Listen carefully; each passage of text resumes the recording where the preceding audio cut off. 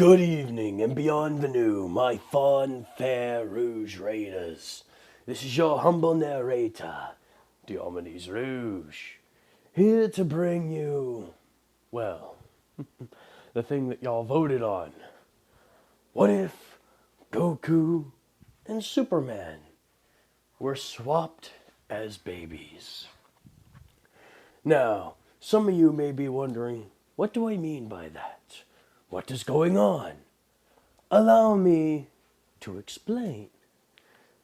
So, I'm assuming each of you both know Goku and Superman's stories. Superman, well, he came from a planet known as Krypton. His civilization was dying. And so, in a last-ditch effort to preserve the species and save their son, a Kryptonian decided, well, our planet's gonna die. Guess we're gonna yeet our son into another planet. And loaded up, Kal-El, or as we know him, Clark Kent, into a specially designed rocket ship by himself. And chunked his ass towards Earth. Good God. The terribleness. Next, we have Goku, or as his planet knows him, Kakarot. His planet was about to be destroyed by an evil space tyrant. And so, his father, before rushing up to at least yell and or, what's the appropriate word? Oh yes, stand up to and, while dying, flip the bird to said tyrant, basically decided, well, our planet's gonna get effed anyways. Guess we're gonna yeet my son off to this planet. To Earth. How terrible of an idea. But I digress. As they were doing so, Goku was yeeted towards planet Earth. Now, one moment here. Sorry. Allergies are in full swing here. Now, so, what happened next? Well, simple. See, the funny thing about space is that there's a lot of things that are unknown. And a lot of things that we just can't fathom in it. For instance, the pull and maneuvering of celestial bodies. In this case, the sudden appearance and disappearance of, I wouldn't say wormholes, but wormholes. So we'll just say that the one that got caught up with them essentially swapped their escape pods. Broke through time, space, and dimensions. Because someone decided, why not? And Goku got spat out, heading off towards, well, Smallville. Meanwhile, Clark got sent straight towards Earth, specifically towards the mountains, where Old Man Gohan lived. Oh yes. Now, from here on out, considering they were given these names by the people who raised them. Whenever I'm referring to, well, Goku, he will now be known as Clark, or he will have grown up on Earth with the Kents. And whenever I'm referring to Superman or Clark, he'll be called Goku, because he will have the name Goku, legitimately. And yes, this is going to be slightly confusing. Am I going to mess up? Well, considering my brain is still half fried, most definitely. But it's gonna be fun, right? Right. Oh boy.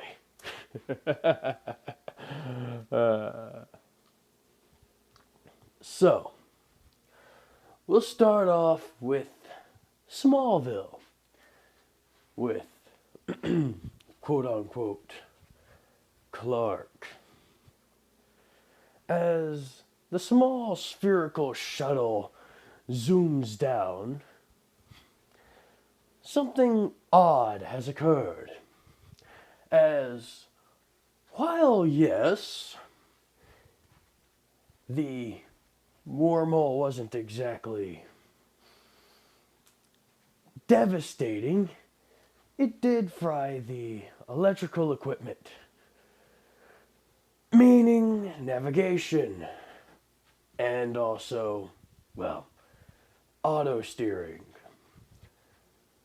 Basically, what I'm saying is poor Goku, or I should say, poor future Clark Kent. Yeah, his ass got sent straight into the, well, nearby, well, lake. Or rather, I should say creek, on the outskirts of town, of Smallville. The same creek that, well, Mr. and Mrs. Kent just so happened to be driving over. As this giant metallic ball just straight into there. Meanwhile, young baby Goku, or future Clark, is, well, he panicking. He is panicking because his ship won't open. It's badly damaged. And the crash wound up cracking the small glass window, which in turn meant it's now leaking profusely. And he is having a hard time getting out as the container fills more and more and more. Now, you all may be wondering why I'm doing this. Please don't forget that Goku had a giant drop from about 4 stories onto his head when he was a child. So yes, this is somewhat necessary. Otherwise, he is evil bad man. He needs some brain damage in order to kind of go to factory reset and not be an evil little bastard child. I don't like doing this, but at the same point in time, I don't feel like blowing up the entire planet Earth just yet. So, yes. As this occurs, once the life pod is, well, filled all the way with water, as, well, Mr. and Mrs. Kent are wondering what's going on, Mr. Kent is thinking about going in there and finding out, while his wife is going, "Are you crazy? You can't survive down there. You can't swim that great to begin with, and you're expecting to go down there for something we don't know anything about?" Martha, Relax. I mean, come on, we don't know what's there. Yes, we don't know what's there. For all you know, it could be radioactive. I highly doubt it's radioactive. Otherwise, well, we'd already be in trouble. It's like, but still, as they see a large flash of light occur from underneath the water. See, told you, it's radioactive. As we cut to, well, Kakarot, he's panicking, trying to figure out how to get out of this thing as, well, tiny young him unleashes a key blast right at the door, which does successfully blast it open and causes the water to flood in more, slamming his head up against the console and, well, disorienting him. As after a few minutes of him struggling with, well, the safety, he is not breathing. As you must remember, baby Kakarot is very, very weak. Like, very, very weak. There's a reason that the Saiyans shot off their young towards other planets. Just, oh, they're too weak to be true homeworld warriors. Go conquer this weak planet. So yes, he is very weak. And as a baby, yeah, he drowned. So, yeah. As he drowned and eventually began popping up to the surface, Mr. Clark Kent said, "Yeah, no, that's a child." As he dove straight into the lake into the creek at this point. He was not going to abandon a child, even one who seemed as strange as our Kakarot here. As he pulled him out and onto shore, gave him CPR, noticed the tail and the hair, didn't care about either, and eventually resuscitated him. As, well, Kakarot is crying and seems very scared. As Martha goes over and goes, What's going on? What is this? Is he... Well, I don't know, Martha, but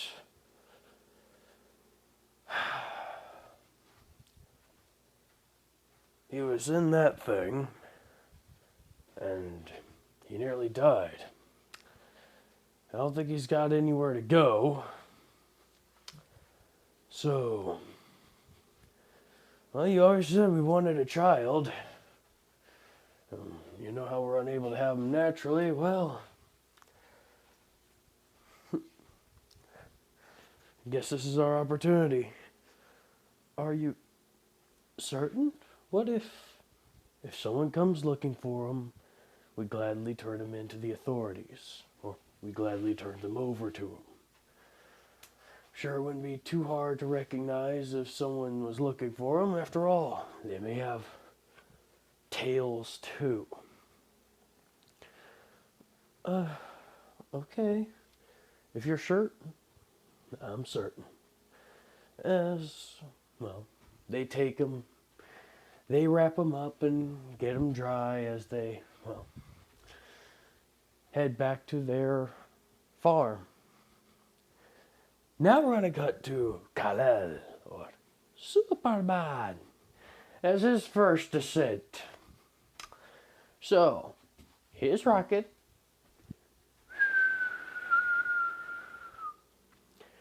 blazes across the sky as good old Grandpa Gohan is walking along, well, the side of a waterfall, going to collect some fish and herbs and things of that nature. as he sees this thing streaking across the sky. What is that? It's heading straight down. Well, this is awkward. Never seen a meteor fall that fast. As when it lands, it makes a loud and powerful thud at, well, near the base of this waterfall. Pardon me one moment. As after it makes its loud crash and shakes the mountain up enough to where he jumps and gets rocked around a little with the vibrations, he goes, neat. Wonder what that is about. As he just quite plainly follows along the trail back down. Because morbid curiosity is morbid curiosity in this world. As he goes down and the pod pops open and he sees a tiny little boy. Oh, but aren't you a cute little thing? As, well, Tiny Kal-El is holding out his hand and, you know, baby things, goo goo gaga, all that jazz, because baby Kryptonians who haven't been exposed to UV radiation from a yellow sun aren't exactly that different from any other baby. Yet. As, oh, you poor thing. Someone sent you all the way out here, huh? Well, I'm not gonna leave you alone for the wolves to get, or worse. As he takes Tiny, well, Kal-El, and begins to carry him, wrapping him up in a little blanket he saw inside the ship. As, yes, the cape and everything was originally in the ship. As he takes them and he wraps them up with it and proceeds to, well, go back home with Tiny Kal-El. Now that we've settled that, the funny thing comes around. Childhood. Oh yes, we're skipping a few years into the future now, folks. Oh, most definitely. You know me. You love me. I'm not gonna hang around baby times for all that long. So, as we cut to Clark, or Kakarot, being raised in Metropolis, Smallville for now. He comes back home from out on the farm after, well, helping his father tend and make several rows of, well, plow several rows of the field for corn and for the eventual harvest. As he comes in, sweating a bit, hey Ma, what's for dinner? As the telltale thing is quite easy to spot. As his hair has been cut to, well, this sort of length and similar style. Mainly, well, because he's growing up in rural America, and rural America, there's still things that have to be done, such as school policies that need to be followed, and things he has to do to blend in. As, okay, hey Ma, what's going on? Oh, nothing much, dear. Have you helped your father out in the farm? Yes, Ma, yes. Got several rows in the cornfield made. Everything's been planted. Oh, I'm hungry. What's for dinner? Yes, yes, I know you're hungry. Don't worry, dinner will be served soon. Aw, fine. Love you, Ma. As he gives her a peck on the cheek and love you too, little Clark. So, why don't you go and relax for a little while? Take care of some studies. Ah, but Ma, do as you're told. Fine. I'd rather be eating. As he goes off upstairs and cracks open a book. Meanwhile, Mr. Kent comes in and he goes, "Oh, my back's killing me." Oh, what? Nothing. It's just the way Clark does things around here. We don't even need to have any farm horses or anything like that anymore. Why is your back killing you? I still do work. Besides, I can't have him doing everything around here. That'd be inappropriate. He's my son, not my slave. I know, dear. I was just picking at you. I know, I know. He's a good boy. A little odd, but a good boy. I'm proud of him. I know, hon, I know. So, are we gonna tell him? Nah, not yet. Let's let him dwell on it, or I should say, let him think it over. Let him grow. Besides, he's happy. No need to try and ruin that right now. As, well, Kakarot, or Clark in this case, begins to thoroughly read some martial arts magazines.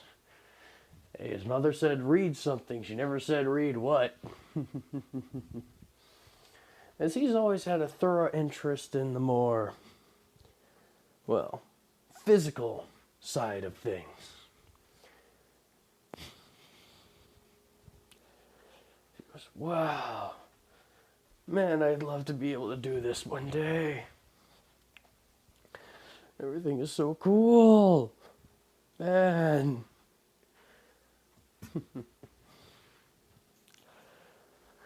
But yes, Kakarot's life seems to be going pleasantly. Let's cut into Kal-El's life, or should we say Goku. As we cut to Kal-El, wakes up one morning. Hey, Grandpa. Yes, Goku, what is it? What are you gonna do today? Oh, I think it's time we began your training in earnest. Training? Yes. We have to make sure you're ready for, well, whatever that would come. Remember, I'm old. I'm not gonna be here forever.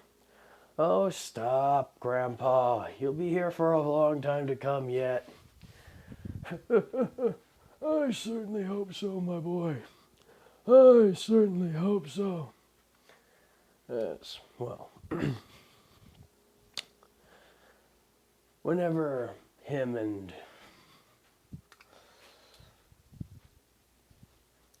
Goku,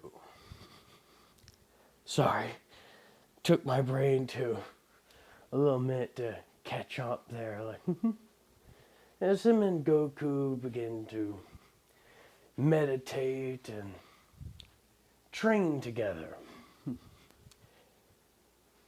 Grandpa go on showing him the basics and everything. However, that night, after they've eaten, well, Grandpa decides that he well, that good Gohan is ready.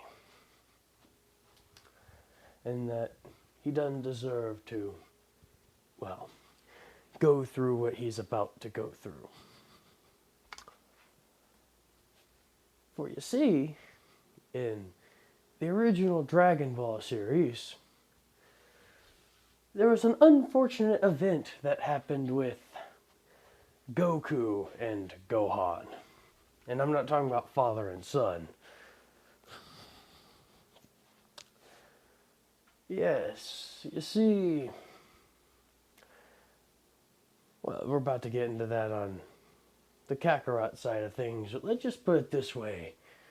One night, giant full moon, something awakens in the Saiyan, and boom, boom, splat. And Grandpa Gohan, he mysteriously disappeared. Yes. Quite so. Anyway, as Goku wakes up one night, wakes up after a long night of rest. Hey Grandpa, what are we gonna do today? As he sees a note. What's this? Dear Goku, this is from your grandfather. I know you have a potential inside of you. You're very strong and durable for someone of your age. I'm proud of you. I always will be. However, I am not one to be able to teach you, nor should I be. You have so much more ahead of you, my young man. I love you with all my heart and care. So, and to prove it to you, I left you behind a very special gift. Something that me and my family have been watching over for generations. It's known as the 4-Star Dragon Ball. And I want you to have it. Watch over it and be its new protector. Many people will try to eventually take it. You need to be strong enough to protect it yourself. After all, I know you can do it. Now, go and try and find your own way, my son. I love you. As, well, Kal-El tears up. Oh, Grandpa. You crazy old bastard. As he takes the 4-Star Dragon Ball and keeps it on his person. As he leaves his old house and begins to wander through the mountains and, well, train. He learns to fight, not fight, but he learns to survive as he's forced to, well, deal with large monsters because somehow in the world of Dragon Ball, gosh darn T-Rexes and dragons are still a thing. Like, what the? Like, humans weren't bad enough. You had to include dragons and T-Rexes and other monsters. Like, what the heck? I don't know what these guys were smoking, but dang did I want some. Anyways, pardon me. As with that, well, let's just say that before we cut away, that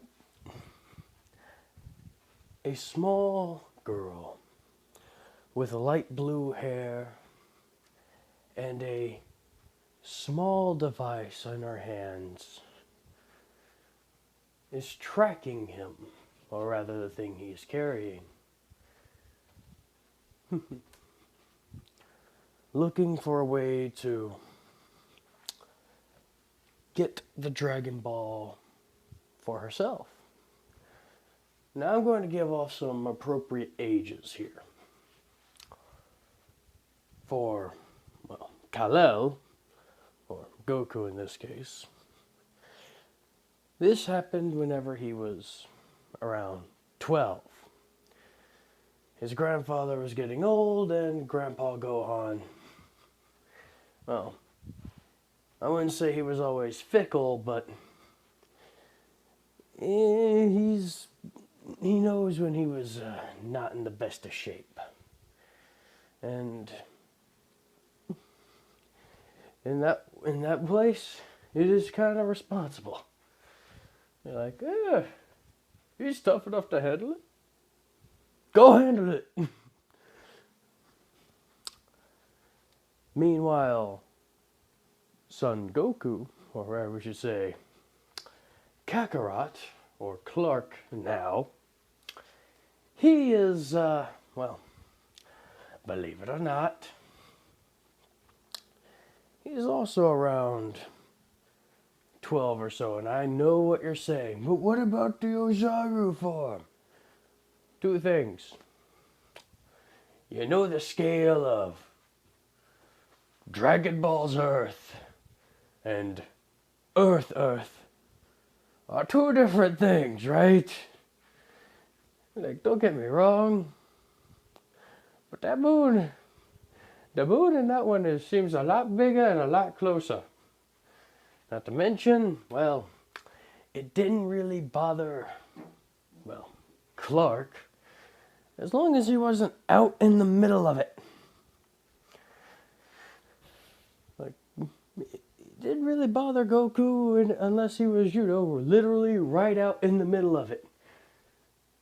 Just being able to see it and be fully awake during it and all that. Because he was traveling with Bulma, Krillin, and frickin' Yamcha for a while. And I do mean a while. Like over a month. Over several months. And they only saw him transform once. And yeah. That was because he was awake during the full moon.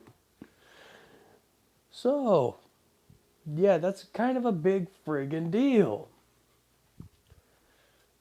Like, unless he's awake during the night, or whenever the moon is full and that, it doesn't really affect them, Saiyans, that badly. Heck, they might just have some really lucid dreams or some BS. I have no clue. But, yeah. Anyways, and you're probably wondering about the tail thing.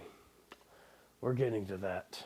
As we cut to Kal-El. Not Kal-El.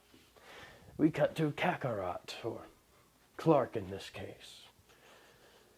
As he comes to the table and, well, he's wearing his specialized pajamas where his tail is out and everything, and I will never get used to that. What is it, Pops? Nothing. It just, the way you have that thing bending around and all that just throws me off sometimes. Sorry. No, Clark, no need to apologize. Huh? It's a part of you. We love all of you. Sure, you may look different than other kids, but it's fine. You're still our son. Yeah, says Martha. You're our son, Clark. We love you no matter what. Now, hurry up and eat. Right. As they're digging in and everything else of that nature,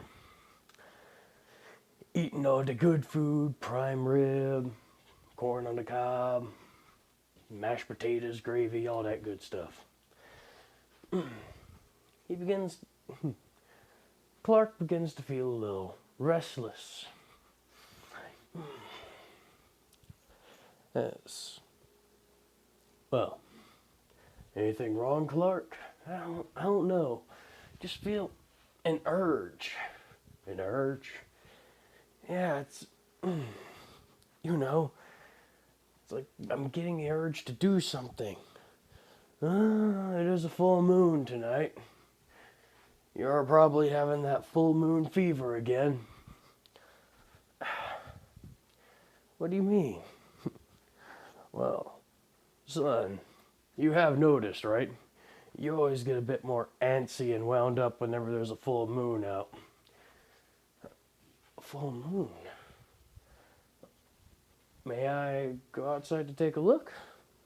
Sure, I don't see the harm. I mean, yeah, now you mention it, we haven't really seen you outside the full moon before. Honey, you know it's past his bedtime. He has school tomorrow. Oh, Martha, relax. Let the boy live a little. Besides, it's a Friday. It's a Thursday. He's only got Friday left. And he's always good with his studies. He'll be fine. Go on, Clark. Have a little bit of fun. Give you a little hour and a half. Go relax and play. Thanks, Pops. As well, he runs outside. And everything's feeling fine and dandy. Until he gets about 30 yards from home. As he's gazing up at the sky, he feels a pressure. A big pressure. A painful pressure. As something feels odd. As Clark's looking up at this big moon, his body begins to hurt and ache as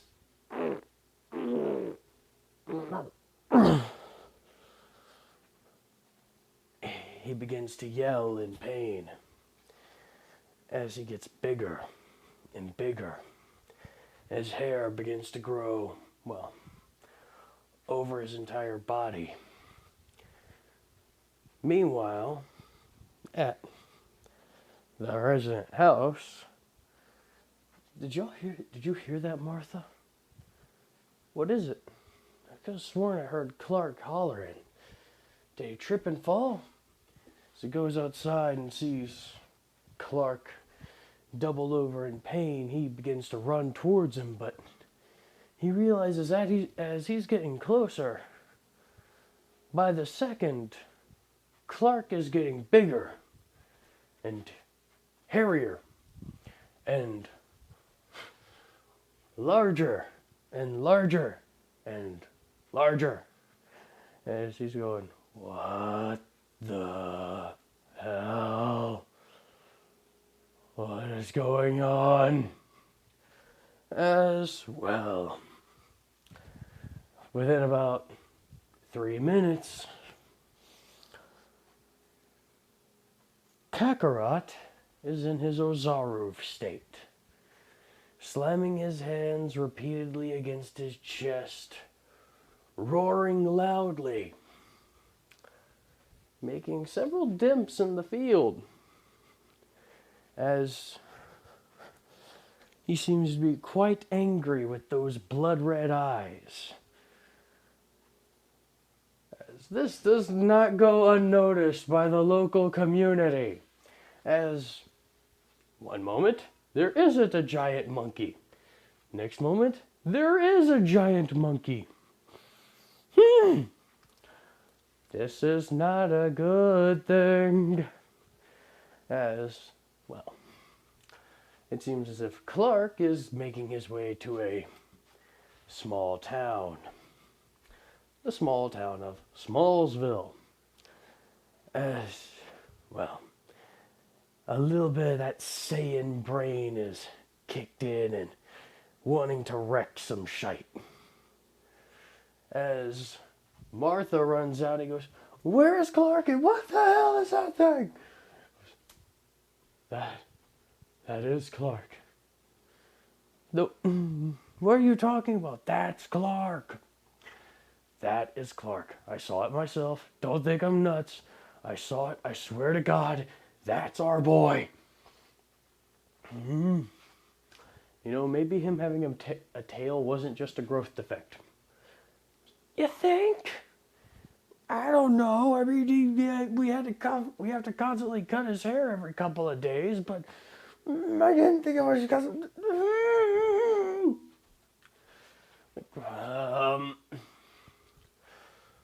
What do we do? I don't know, but it looks like he's heading to town. We gotta stop him before he gets hurt. He gets hurt? Yes, he. I don't know what a bullet would do to him, but I'm sure it won't feel nice. And I'm sure if he gets ticked off, they're gonna call in more and more outrageous stuff. Eventually the army might get called out and they might try and put our son down. I'm not letting that happen.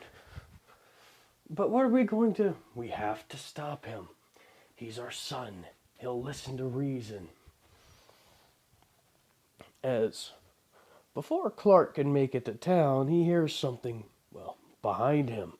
As Ozaru Clark turns around and looks down to see something familiar. A twinge of pain hits his chest as he looks at these two insignificant things. These ants on this planet. As he listens. Clark, calm down, bud. Calm down. There's no need to go nuts here. Easy, boy. We still love you. It's us. Remember? Ma? Pa? No need to go be angry. Just calm down. Breathe. Clark, breathe. As, well, Ozaru Clark seems quite irritated. Almost as if this primal beast has no clue what they're trying to say to him. As he raises up and begins to thump loudly on his chest, roaring ferociously, so loudly and powerfully that the shock waves, well, he creates shock waves within the air itself, making it appear as if the very fabric around him, the very air around him, is rippling.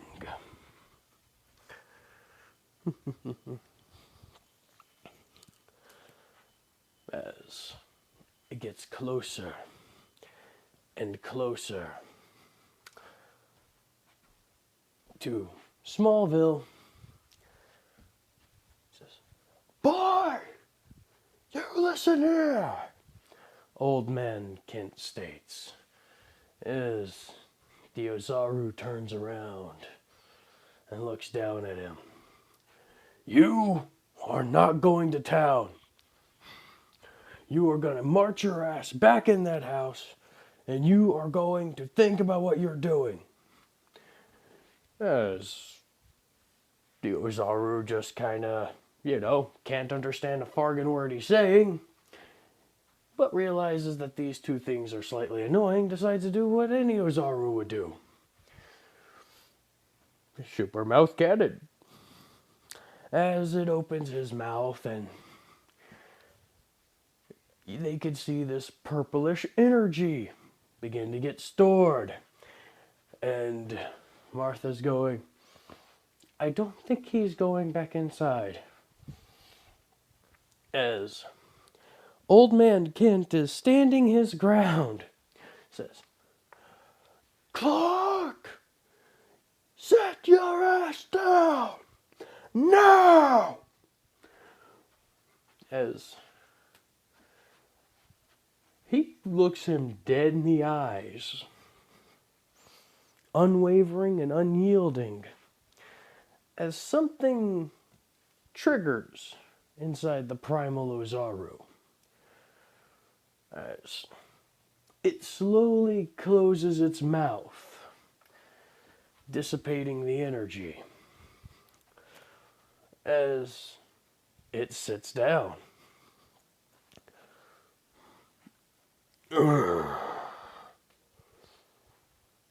Ma.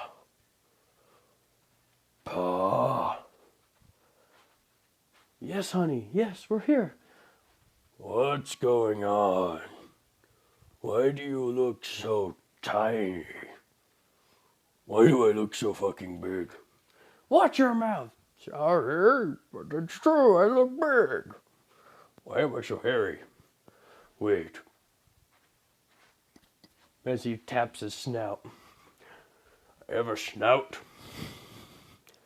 Wait. Am I a giant monkey? Somewhat it looks like, yeah. I don't want to be a giant monkey. As, well, Clark is still about a... Sorry. Pardon me. As Clark still is, well, a bit of a baby, we should say. Very young man. And goes, I don't want to be giant monkey. Yes, it's okay, Clark, it's okay. Just breathe. Breathe. Breathe with me, Clark. Yes. He slowly takes in and exhales. Takes in a breath and exhales. And takes in a breath and exhales. He's eventually, slowly, but surely, able to somewhat transform back as he gets smaller and smaller over the course of about 30 minutes. Which, oddly enough, is the amount of time it takes for the damn police to show up into the rural parts of the sticks. As, well, they got called to deal with the giant effing monkey. So, SWAT team was on its way, helicopters were deployed, and everything else. But by the time they got there, poof, it's gone. As they show up and see, well, the Kents, as they're somewhat known around the town, going, did you guys see the giant gorilla thing? What happened? Where is it? It's like, it's gone. It's gone. It's gone. What do you mean it's gone, Clint? What do you mean it's gone, Kent? Where the heck is it? It's gone. I don't know where it went. Giant monkey went and do giant monkey things. Giant monkey did giant monkey things. Yep, giant monkey did giant monkey things. It took off. You didn't see where it went? Nope, I was too busy worrying about my own life. You're worried about your own life. Yep, my own life. My life, my wife, my son's life, all that. I wasn't worried about the giant monkey. Well, I was worried about the giant monkey. Reason I was worried about our lives. You sure you're okay? No, I'm frazzled. Very, very frazzled. In fact, I think I'm going to go home and probably have a shot to drink. And you know me, I haven't drunk in a while. Yeah, okay. You need to go to the hospital? Nope, we're all good. We're all good. No harm was done, except to my field. but me and my son can take care of that tomorrow. Yeah, find that thing, please. Yeah, the army is called. They're on their way, yes. Good, good, good, good. There's no other questions. Yeah, stay safe, Mr. Kent. Will do. As he goes back to the truck where Kakarot, little Clark, is sitting inside of it already. As Martha walks over to him and says, we got him the spare change to clothes and everything. Says, good.